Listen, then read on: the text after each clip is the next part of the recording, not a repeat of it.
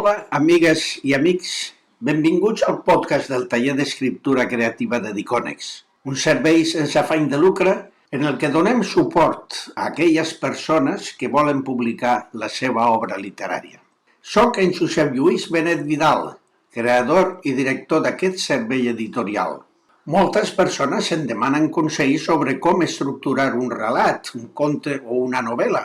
Per això en aquest podcast del taller d'escriptura creativa de Diconex vull compartir amb vosaltres els meus coneixements i les meves experiències per si són d'utilitat en el vostre procés d'escriure.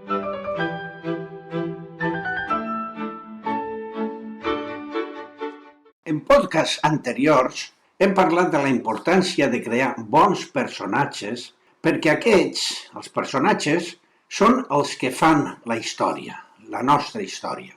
Si els nostres personatges no són consistents, tampoc ho serà la nostra història. Van dir que per crear uns bons personatges, el primer que hem de fer és conèixer-los molt bé, perfectament. Hem de saber tot sobre els nostres personatges. Per això serà bo que ens fem unes fitxes de com són en tots els seus aspectes. També hem vist que no cal presentar de cop tots els atributs dels nostres personatges. Els podem anar presentant de mica en mica, ja sigui d'una manera directa, és a dir, contant com és el personatge, o d'una manera indirecta, és a dir, mostrant com es comporta. És allò de que per les seves obres els coneixereu. Bé, en aquest podcast donarem una passa més.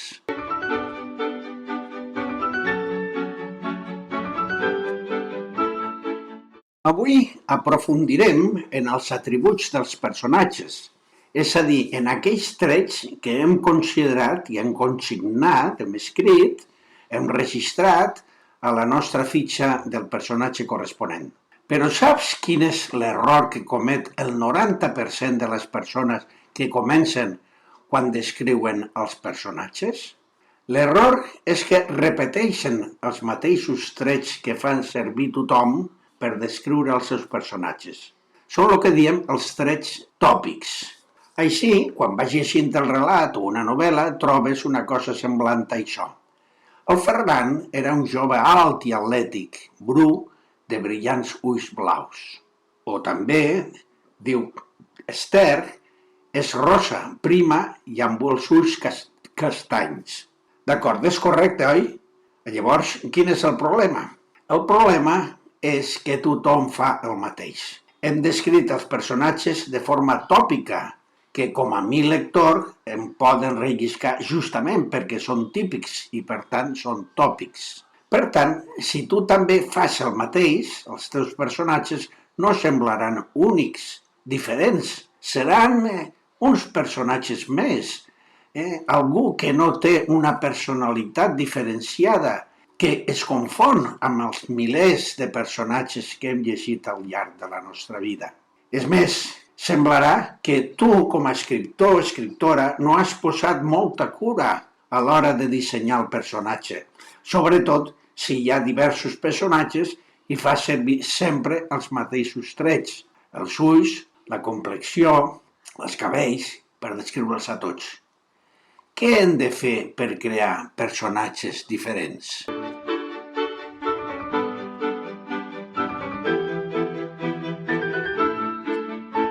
Per destacar, hem de dedicar una mica d'esforç per anar al detall. Hem de donar un toc diferenciador al personatge que faci especials, els nostres personatges especials i cridaners des del primer moment. Com ja vam dir, no es tracta de que faci servir tots aquests trets en descriure el personatge, i tots alhora, ni tan sols molts d'ells, sinó que tinguis tu un ventall de possibilitats per triar en el moment que tu vulguis, que ho necessitis.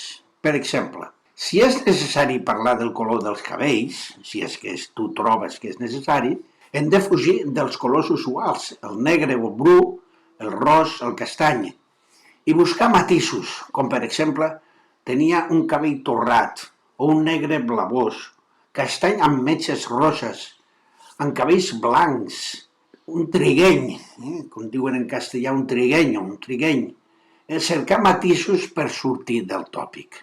També el mateix podien dir la forma de la cara, del rostre. Aquest és un detall en què no solem aturar-nos en les nostres descripcions i hem de tenir en compte que sol ser un factor que defineix molt bé una cara. Per què? Perquè sempre hem dit que la cara és el mirall de l'ànima, oi? Per tant, nosaltres direm que aquell personatge tenia un rostre quadrat, o rodó, triangular, angulós, etc. És quelcom que ens pot ajudar a caracteritzar el nostre personatge, sigui el bo o el dolent de la nostra història. El mateix podien dir de la forma del nas. El nas dona molta personalitat a un rostre, com sabem. Per tant, com en la majoria d'aquests trets, triarem sempre aquells trets, aquells detalls que destaquen per definir el nostre personatge.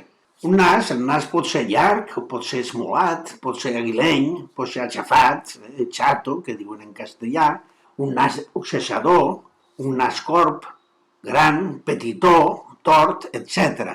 El nostre personatge ha de tenir un nas que a nosaltres ens agradi perquè sigui molt adient al caràcter, a la manera de ser del nostre personatge. I la veu? Què dir de la veu? Moltes vegades s'utilitza el to o el timbre de la veu per definir un personatge. En canvi, el to d'una veu d'una persona és molt significatiu, com sabem. Pot ser un to greu, agut, una veu de pito, com diem, una veu cavernosa, melodiosa, una veu tensa, serena. Aquesta veu l'hem de saber nosaltres atribuir a cada personatge perquè també la veu forma part de la personalitat d'una persona. El mateix podem dir del color dels ulls. Aquest és un tret molt típic, però de vegades pot ser interessant incloure'l. Si vosaltres considereu que s'ha d'incloure, endavant. Però hem d'evitar el tòpic, els ulls marrons, verds, ulls blaus, i cercar matisos. Tenia uns ulls grisencs, o verblaus, aigua marina, color mel, tenia uns ulls foscos, o també podem fer comparacions. Tenia uns ulls clars com l'alba de l'estiu. Un tret en el que no pensem mai és en els lunars, les pigues, les taques de la pell. És un petit detall que pot servir per descriure un personatge i diferenciar-lo ràpidament dels altres. Pot ser una petita taca al front, unes pigues a les galtes, o a tota la cara, un grup de lunars, o una taca més extensa, per exemple, el vitiligen, el trastorn immunitari crònic que fa que algunes àrees de la pell perdin el color natural i adquireixin un aspecte blanc lletós.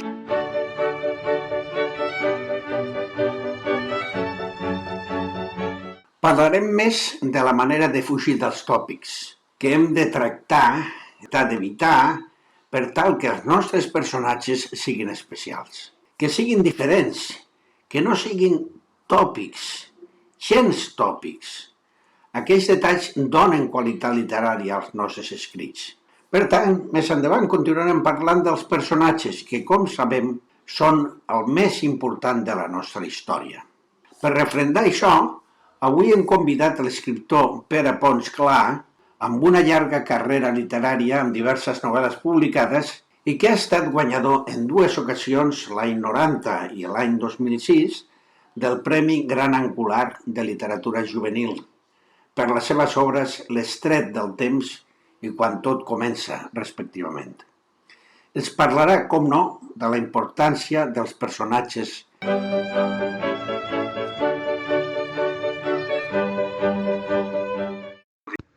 Hola, bon dia a tots.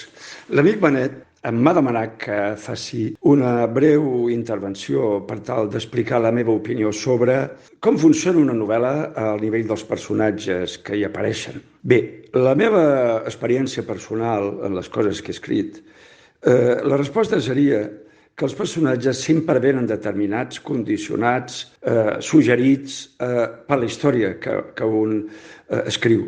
Per tant, s'adapten a la història.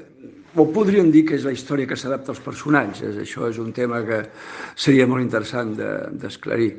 Però, en tot cas, els personatges apareixen en funció de la història.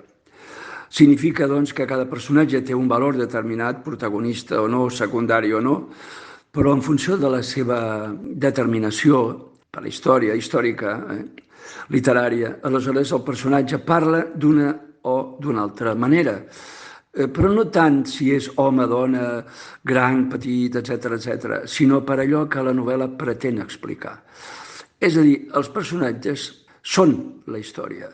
He llegit alguna vegada que gent important que té una gran experiència com a escriptors importants, sempre diuen que una novel·la són els personatges. Altres diuen que la novel·la és l'argument. Bé, entre una cosa i una altra podrien trobar un punt comú, però jo em decantaria més aviat que una novel·la és els personatges que hi surten. Perquè, si recordeu, de les novel·les que heu llegit, el que recordem no és tant la trama ni el contingut filosòfic o artístic, estètic, sinó que el que recordem és la força del personatge. Per tant, això és el que he buscat sempre en les meves novel·les, que el personatge en qüestió, o els personatges, de vegades hi ha novel·les que són corals. Per tant, la importància l'hem de repartir entre els diferents personatges que intervenen. Però el personatge s'explica perquè és a través d'ell que expliquem la història. El narrador és un personatge important, evidentment, és un dels personatges, sobretot de la novel·la, potser el més important de tots, el narrador, però no tant el narrador que es personifica o que es concreta en un personatge determinat, encara que sigui un narrador omniscient, també és un personatge importantíssim.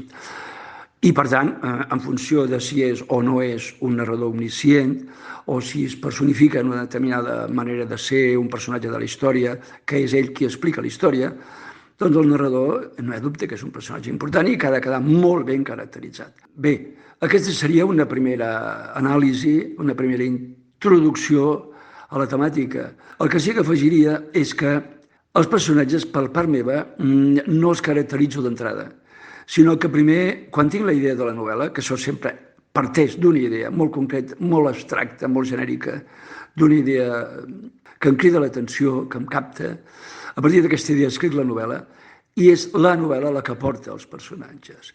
Perquè sense història, sense personatges no hi ha història. Per tant, quan tinc la història més o menys clara, sobretot com he de començar i com m'he d'acabar, i tinc quin és el drama, quina és l'estratègia que organitza la intenció de l'autor a través dels personatges, aleshores cada personatge apareix d'una manera espontània. Si no apareix d'una manera espontània, vol dir que l'escriptor no ha d'esborrar aquesta història i n'ha de pensar una altra. Quan tens una idea d'una història, d'una novel·la, o d'un conte, evidentment, els personatges han de sortir solets i que si resulta que parlen tots d'una mateixa manera és que l'escriptor no té clar els personatges i per tant no té clara la història. Jo trobo que tot és un peix que es mossega la cua. És molt difícil. Ara, tècnicament sí que hi ha maneres tècniques de poder-ho discriminar, però amb això no m'hi fico. Per això ja hi ha els teòrics que han escrit molts llibres a propòsit d'aquestes coses. Molt bé, doncs agraït per la vostra atenció. Una abraçada.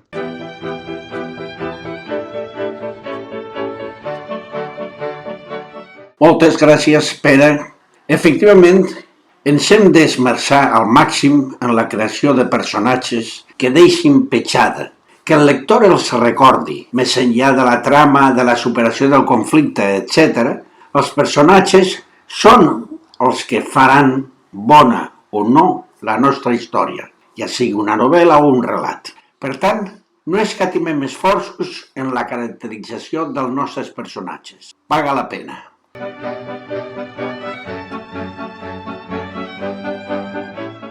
Seguiu aquest podcast del taller d'escriptura creativa de Diconex, us aniré donant les meves recomanacions i reflexions per tal d'ajudar a millorar la vostra escriptura, si és el cas. També em podeu enviar els vostres dubtes o qüestions que les anirem contestant en benefici de tots els oients. També podeu enviar-me fins i tot els vostres escrits, que els llegirem i comentarem. Tot això ho podeu enviar al correu talleredicones@gmail.com. Us desitjo molt bona escriptura i que gaudiu creant mons fantàstics.